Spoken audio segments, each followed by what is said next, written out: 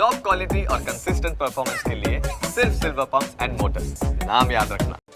તો અલગ અલગ જિલ્લો બનાવવાને લઈને હવે બનાસકાંઠામાં રાજકારણ ગરમાયું છે। રાધનપુર થરાદ બાદ હવે ઓગણને અલગ જિલ્લો જાહેર કરવાની માંગ ઉઠી પામી છે। તો સાથે દિયોદર સહિત આસપાસના 5 તાલુકાના બીજેપી કોંગ્રેસના રાજકીય અને સામાજિક આગેવાનો, વેપારીઓ તેમજ સ્થાનિકોની હાજરીમાં ઓગણ જિલ્લા સંકલન બેઠક યોજાઈ હતી, જેમાં ઓગણ જિલ્લા કોઓર્ડિનેશન કમિટીની રચના કરાઈ અને એક સુરે તમામ લોકોએ દિયોદરને જિલ્લા મથક બનાવવા માટેની માંગ કરી છે। જો કે બનાસકાંઠા જિલ્લાના પશ્ચિમ વિસ્તારનું વિભાજન થાય તો ભૌગોલિક દ્રષ્ટિએ દિયોદરને જિલ્લા મથક બનાવી ઓગળ જિલ્લો બનાવવામાં આવે તેવી માંગ છેલ્લા કેટલાય વર્ષોથી દિયોદર વિસ્તારના લોકોની છે। જો દિયોદરને જિલ્લો મથક તરીકે જાહેર કરવામાં આવે તો કાંકરેજ, સોઈગામ, ભાભર, વાવ, થરાદ, લાખણી સહિત ડીસાના ભીલડી 22 જેટલા ગામોના લોકોને વહીવટીય કામગીરી અર્થે દિયોદર જવું ખૂબ જ સરળ પડશે અને લોકો પોતાની વહીવટીય કામગીરી ખૂબ જ સરળતાથી કરી શકે, જેથી જ બીજેપી કોંગ્રેસના આગેવાનો રાજકીય જંગ ભૂલી એક સુરે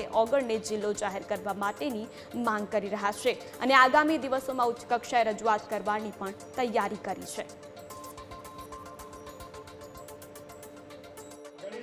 તો દિયોદર જ્યોગ્રાફિકલી બધાના કેન્દ્રમાં પડે છે,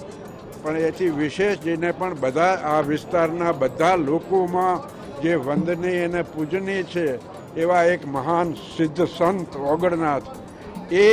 પણ દિયોદરમાં છે। દિયોદર ને ભાભર વચ્ચે એમના પગલાં એનું સ્થાનક છે, એટલે એને ઓગળ જિલ્લો નામ આપીને રાખવો તો દિયોદરને નામની જરૂર નથી, પણ મૂળ વહીવટી રીતે દિયોદર જ એક એવી જગ્યા છે કે જે આ નવા વિસ્તારને બધા લોકોને અનુકૂળ આવે। બનાસકાંઠાનો જો આપણે વિભાજન કરવા સરકાર શ્રી વિચારે અને ગુજરાતના અંદર પણ જિલ્લાઓ તાલુકા કરવાની સરકાર વિચારે તો બનાસકાંઠાનું વિભાજન થાય તો દિયોદર એક સેન્ટરમાં છે, ચારે બાજુ તાલુકાઓ 30-40 કિલોમીટરના રેડિયેશનમાં આવી જાય છે અને સેન્ટરમાં છે અને બધી સુવિધાઓ દિયોદરમાં છે અને આપણે ઓગળજીના નામથી જિલ્લો બને તો આપણે લોકો આપણે ઓગળજીને જે આપણે દર્શન કરવા જાઓ તો દરેકને મોઢે ઓગળજી જ આવે કે ક્યાં જાઓ છો કે ઓગળનાથ જિલ્લામાં દિયોદર જાઓ છો, એટલે ઓગળજીનું નામ કાયમી રહે। બરાબર, આજ આપણે પાકિસ્તાનમાં પણ આપણે હિંગળાજ માતાનું ઓગળજીનું નામ છે જ,